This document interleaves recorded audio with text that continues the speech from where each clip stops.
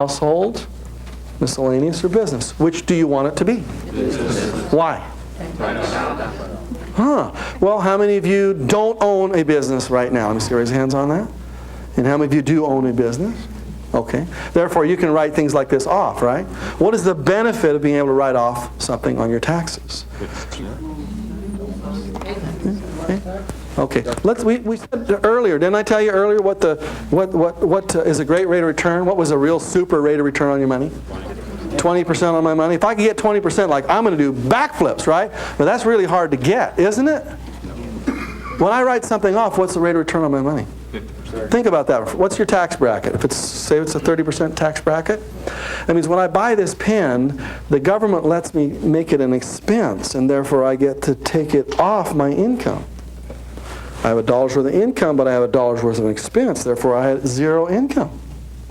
Well, if I was in a 30% tax bracket, then what happened to my investment? I invested $1 in a pen, but I got 30 cents back, didn't I? So I made 30% on my money. I mean, the government will give you an instant 30% on your money every time you write something off. That's pretty hot, isn't it?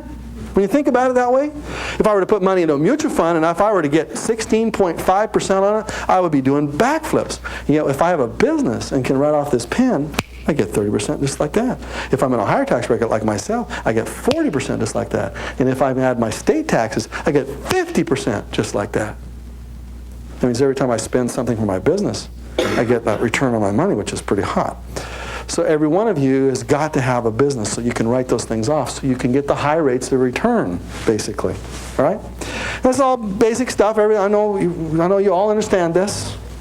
But what I want you to think about it is to flow your money through these kinds of leaks so that every time you spend money, you're spending it in a certain flow in exactly the same way. It doesn't matter if you're making $500 a month or $50,000 a month. It all flows through the same kinds of leaks. So you can examine it all the same way every single time. You want to look through the same formula every single time. So I'm going to give you a system here in a minute that'll allow you to do that fairly easily. I'm going to teach you what I call the millionaire minute. If I could teach you a technique that would take you a minute every time you spend money, and if you spent that minute every time you spent money, that it would make you a millionaire, how much would you invest that minute every time you spend money? Okay. The millionaire minute is a process. Every time you spend money, you analyze it based on a certain system. I'm going to teach you. Everybody take one.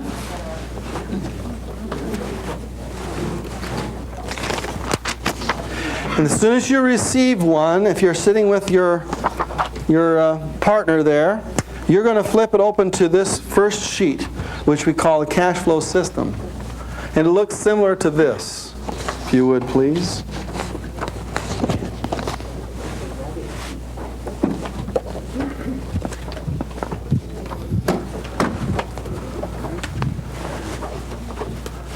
Okay, does everybody have, at least two of you have one there together?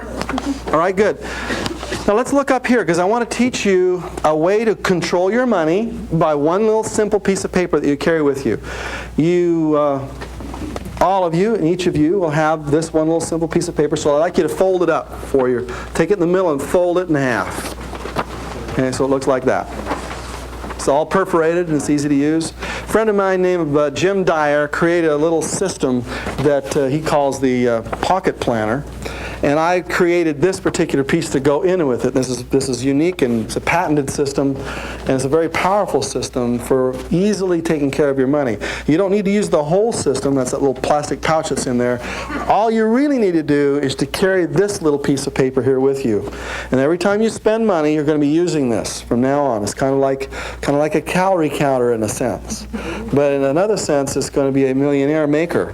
Now, I'd like you to just fold it into thirds, kind of like in a little S, a little accordion, so that it looks like that. Tiny little piece of paper. It's amazing that you can just put something like this in your pocket or in your purse, or you can put it in any other kind of planner that you're carrying in one of the little side pouches. The only requirement, the only thing I'm going to ask you to do is to use this every time you spend money. Now, you don't need to do it every time for the rest of your life, but I'm going to challenge you to fill up this thing for the next 30 days. And every time you find yourself getting out of control in your money, that you go take another one of these things out of the planner that I just handed out to you, and you use it again. Every time you're out of control. And I highly recommend that you use it every single time you spend money. Even if you're using Quicken or some other kind of financial program to control your finances. Because you still have to get back home to input all that data, right? This one little thing is going to take you about an extra minute to do before you take off in your car to go to something else. So I come up and I spend some money. Remember, we just bought, what did we just buy? Pen. You got a pen, right? So let's see, how did we pay for that? Well, there are 3 ways to pay for it. Either cash, credit, or check. So how did you pay for that pen? Let's say we paid cash.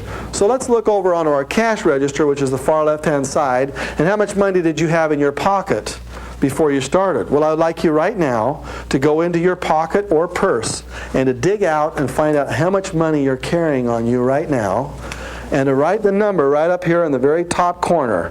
Now, some of you ladies, when it gets into those purses, there's going to be money you're going to uncover in there that hasn't surfaced since 1974.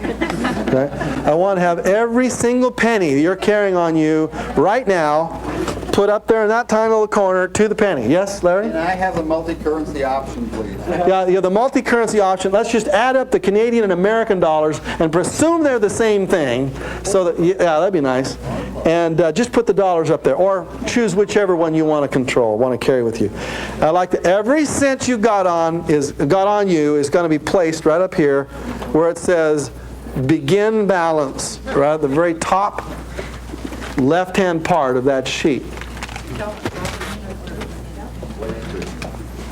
Was that again, ma'am? Traveler's checks is just like cash. Cash, dollar bills, pennies, quarters, everything you got on you, I want you to have controlled through this system here.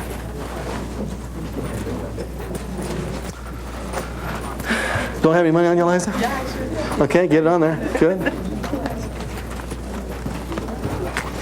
Count it all up. That's right, every penny, Evelyn, all those little pennies you've been carrying around. I want every penny to be controlled. You know, you ask this question, well, do I have to control it to the penny, Bob? Do I have to control it to the penny? Let's ask that question. I want everybody to ask me that question. Do I have to control it to the penny, Bob? Yes. To the penny. To the penny. Why? Because if $1 can grow into $1 million, what does a penny grow into? 1,000,000 pennies. How much is 1,000,000 pennies? 10,000 bucks. All right, so you're walking along the street. How many of you have ever walked and stepped over a penny and just said to yourself, that's just a penny, no big deal? How many of you ever walked by a penny and not picked it up? Basically, what you just walked by was how much money? $10,000, because underneath that penny is a whole bunch of pennies down there that you've got to pick up at the same time and put those into your bag as you take on with you. If you don't pick up your pennies, what you're trying to basically saying is, I don't value money. If I take that one little penny and I invest that, 65 years later, it's $1 million. Or 1,000,000 pennies, I guess I should say. If I got 100 pennies, that's $1 million. So I want you to control every penny. And I know that's so tough. And when I first heard this, I said to the guy who was teaching me, his name is Saul, and I said, Saul, you got to be kidding. He said, no, Bob, we're going to do it to the penny. And I said, I'm not going to do it to the penny. I mean, can't we do it just to the nearest $100? No, give or take $100. What's the difference? He said, no, we're going to control it to the penny. Because then we're showing ourselves we really value every penny. Okay, so you got all your pennies? Is all listed in there? Good. Now, we just bought ourselves a pen. So we list up here the amount of money we had. Let's say it was $93. Now we have, I want you to fill in the exact transaction. And the transaction, let's see, we have the date. So what was the date? Right, the date in right there. You can do it 9/11 or however you want to do it. Let's see, was it I'm sorry, the cash register. Did I do it wrong? I did. Yeah, check is in the middle, isn't it? Cash is in the middle. I'm sorry. $93 goes over there. We're doing cash record. So the date Who do we give the dollar to? Staples, Office Depot, whatever place. We went to a place and we bought it, gave them cash. And so we put our beginning cash of $93. The amount was $1. So we write $1 in there. And the balance below the $1 shows us how much cash we have left in our pocket. $92. Let's see the category. What was the category? Well, it depends on whether you're in business or not. If you're not in business, you can't write it off, which means you just wiped out a tax deduction. But if it is, you're going to put the number, what leak number are you going to put in there? 10. Now, I've actually multiplied this out by 10, so you can have 10 times more deductions. I call it 100. I've taught you the 10 leaks, but I've actually added a 0 to every one of those leaks and made it 10, 20, 30, 40, 50. So you can subcategorize if you want to, or if you want to keep it simple, just leave it 1 through 10. If you're going to keep it simple, then it'd be a 10 category in there, 10. And why? Why? Business expense and my balance. Okay, good. How long did that take me to do? Yeah, you get outside the line and you just, wait a second here, people are bugging you. I'm doing my millionaire minute.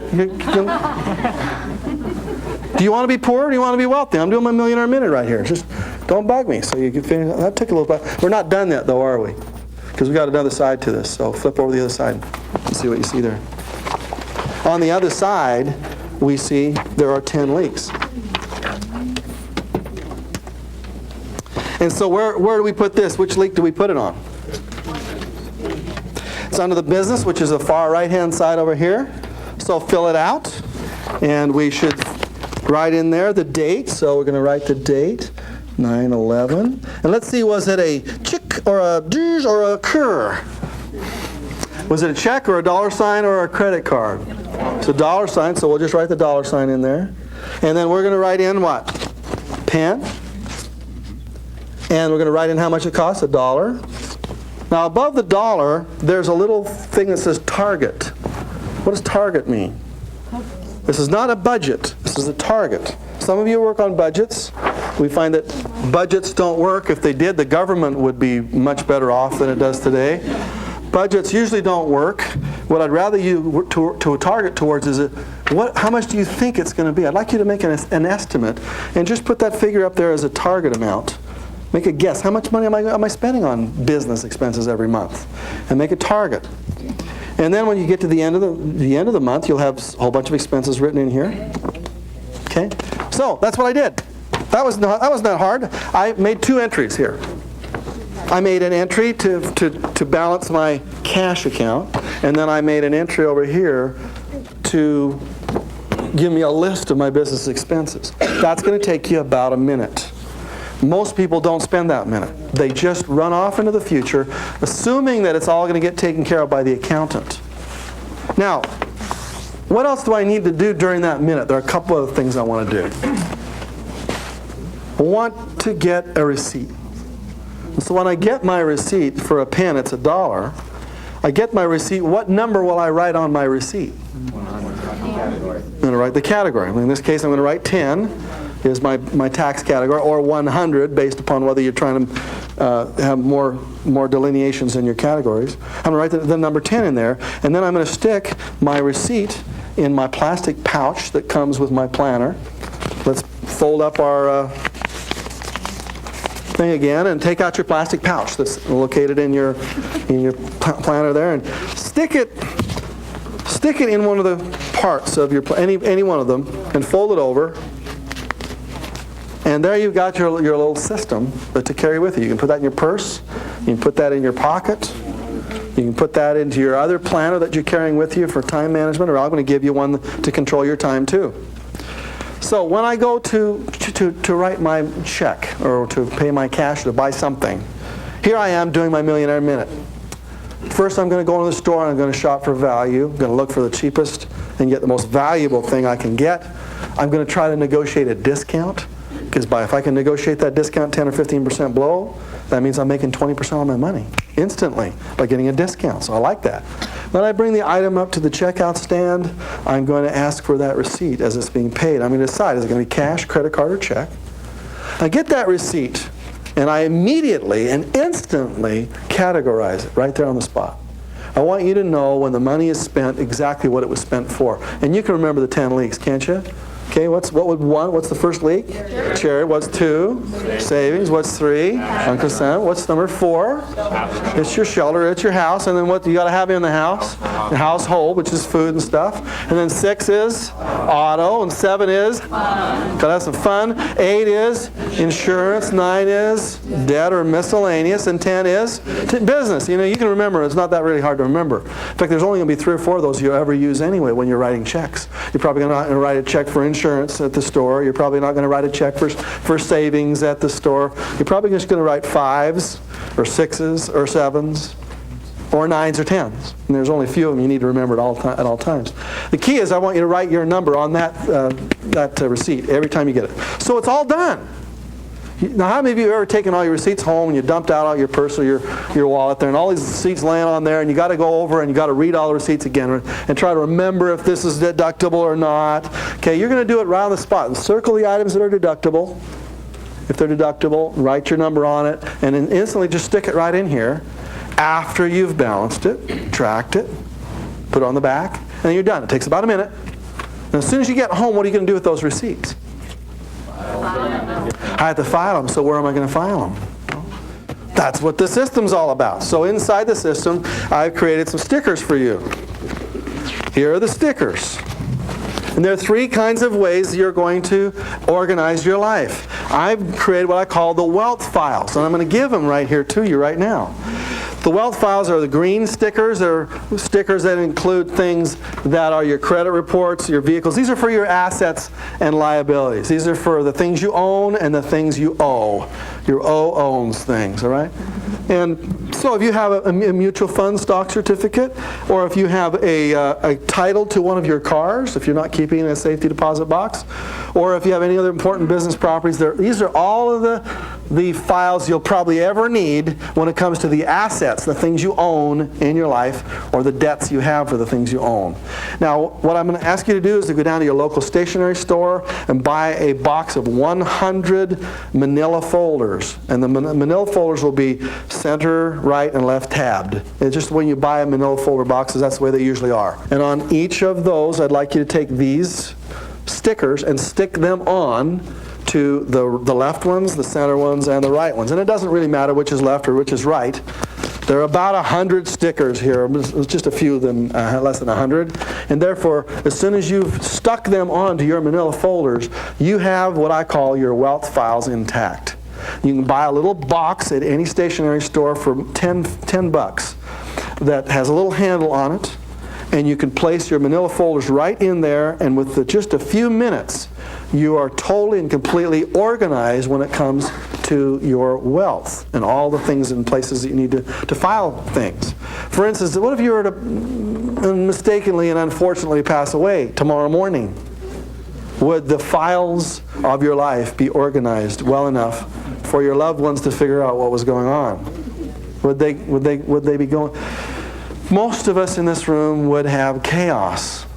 I once taught a seminar, and I won't take you through this pain, but I once taught a seminar where we literally had an experience where we crashed an imaginary plane into the hotel and killed everybody in the room. And with the lights off, as if the lights were gone now, we had them now take a little trip to their home and watch, as they watch on the radio or the television, the news of the disaster, realizing that you were in the building. And now they watch the panic that goes on in that person's life as they now try to figure out what to do. How they have to call a funeral director. They have to go through the financial records. And they watched for almost an hour, lights off, and watched as they went through we went through the funeral, the pallbearers, who sings at the funeral, where is the plot, to what's the insurance, to the whole thing.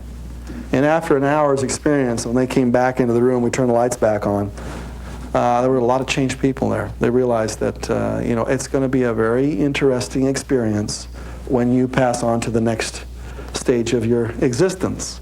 And what this is about, what the wealth files are about, are organizing you. Just one Sunday afternoon, Saturday afternoon, some evening, You can sit down and have your whole financial life organized in a very few minutes.